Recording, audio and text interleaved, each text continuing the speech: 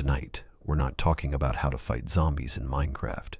We're talking about how they were born and what had to happen to this world for them to exist. If we stop thinking of zombies as enemies and start thinking of them as remnants, the entire world of Minecraft begins to look different. Less like a battlefield, more like a crime scene that was never investigated. When night falls in Minecraft, the world appears empty, not destroyed, not broken, just silent. The wind moves through trees, torches flicker in abandoned streets, and for a brief moment it feels as if nothing lives here anymore. But this silence is not peace, it is absence, because something once filled this world. Voices, movement, routine, life. Zombies are not invaders that arrived from darkness. They did not come to conquer this land, they were already part of it. Long before the player appeared, long before the first night fell. Tonight, we are not asking how to fight zombies. We are not asking how to escape them. We are asking something far more disturbing. What if zombies are not the threat? What if they are what remains? When we talk about silence in Minecraft, we are not talking about emptiness in the literal sense. The world is still there. Blocks remain in place. Structures stand where they were built. What is missing is intention, purpose, the sense that someone is meant to return. This kind of silence does not feel natural. It feels like arriving after something important has already happened, like stepping into a town long after the last evacuation, where everything is intact, but no one answers. The absence of sound is not caused by destruction. It is caused by abandonment, and in abandoned places, whatever remains is rarely what we expect. Sometimes what stays behind is not rubble or ash, but people who could not leave, people who stayed too long, people who changed. Practical clothing, the kind worn by those who worked with their hands, those who built, mined, farmed. Zombies do not crawl. They do not stalk. They do not behave like predators. They walk, slowly, repeatedly, endlessly, as if walking is all their bodies remember how to do. Look at a zombie carefully, not as an enemy, not as a game mechanic. Just look. It stands upright. It walks on two legs. Its arms hang heavy at its sides. Same height, same posture, same proportions. Zombies are not shaped like animals. They are shaped like people. They wear clothing, simple shirts, torn pants, sometimes armor, not decorative, not symbolic. This similarity is not accidental, and it is not cosmetic. In game design, shape communicates meaning, and zombies are designed to mirror the player almost perfectly. They share the same skeleton, the same range of motion, the same limitations. If zombies were meant to represent wild creatures, they would move differently. If they were meant to be beasts, they would crouch, leap, or crawl. But they do none of these things. Their movement is inefficient, almost awkward, yet familiar. It resembles the movement of someone who has walked the same paths for years without thinking about it. Even their clothing tells a story. Zombies are not dressed for ceremony or combat. They are dressed for daily life. Work clothes, travel clothes, armor worn thin, not polished for battle. These details suggest a population that lived long enough to wear their tools and clothing down. A population that existed before the player ever arrived. Minecraft is filled with structures. Farms stretch across plains. Mines cut deep into mountains. Roads connect places that no longer matter. None of these built themselves. Someone planted crops here. Someone dug these tunnels. Someone placed each block with intention. These are not random ruins. They are organized, planned, repeated. This world once functioned. Beds still sit in houses. Doors still open and close. Wells still hold water. But the people are gone. And when people disappear, something else always takes their place. The presence of infrastructure without population is one of the most unsettling aspects of Minecraft's world. It suggests not chaos, but interruption. Farms are laid out efficiently. Mines follow logical patterns. Roads lead to places that were once important enough to connect. This is not the work of wandering nomads.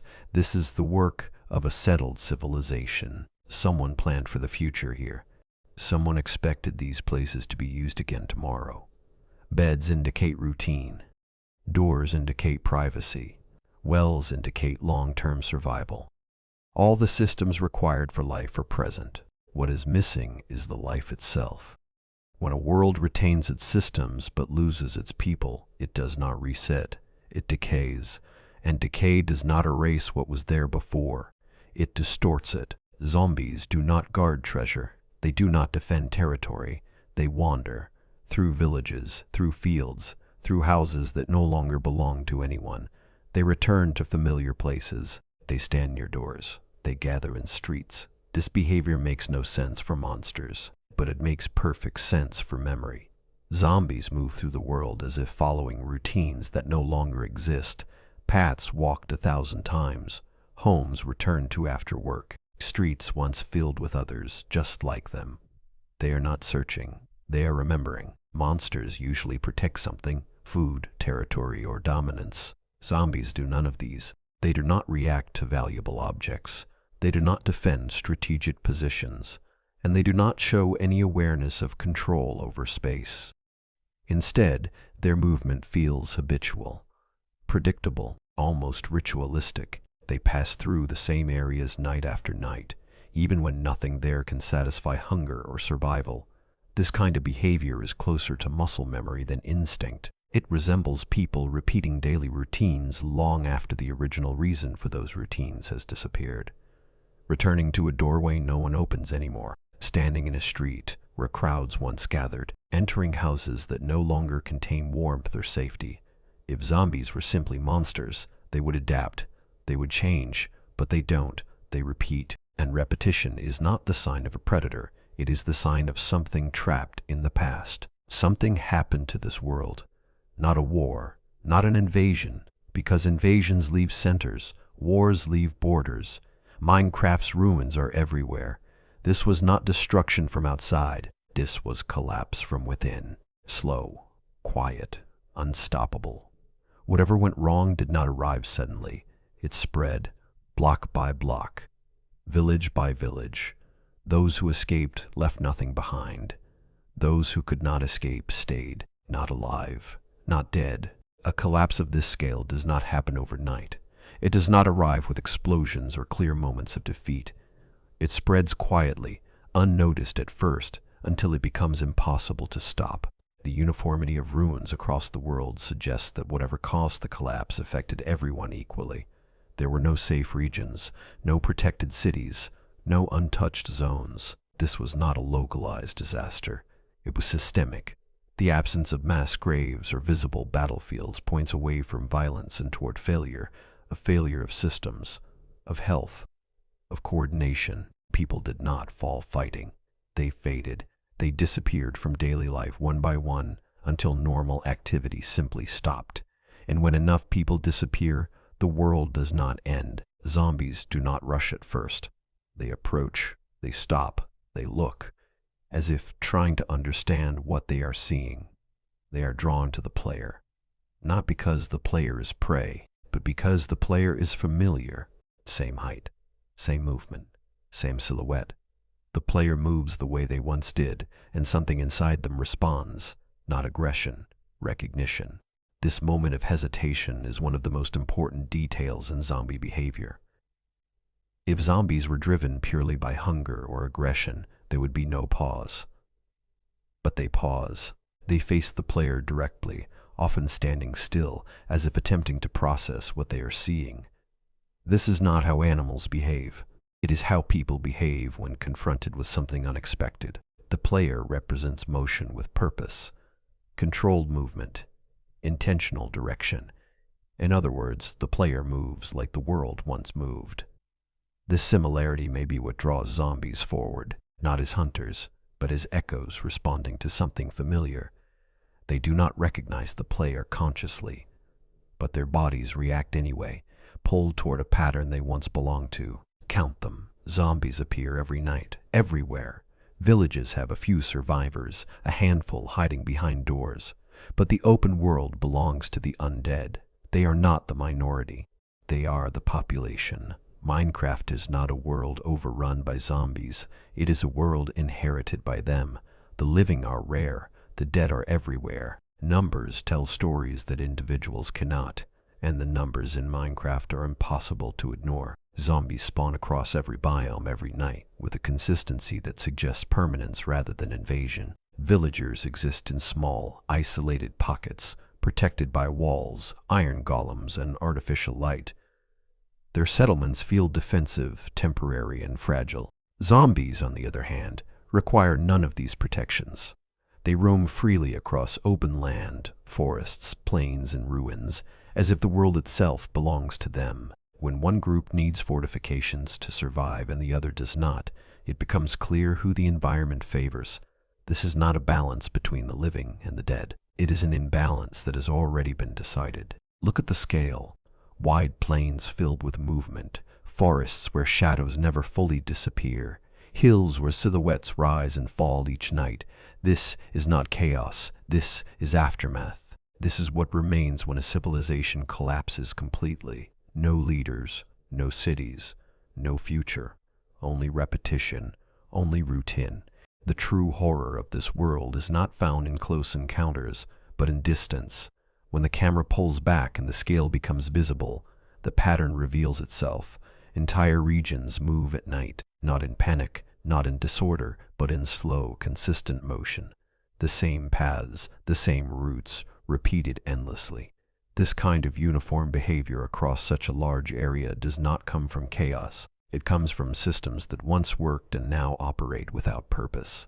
Civilization did not explode here, it dissolved. What remains is not destruction, but inertia, motion without direction, existence without meaning.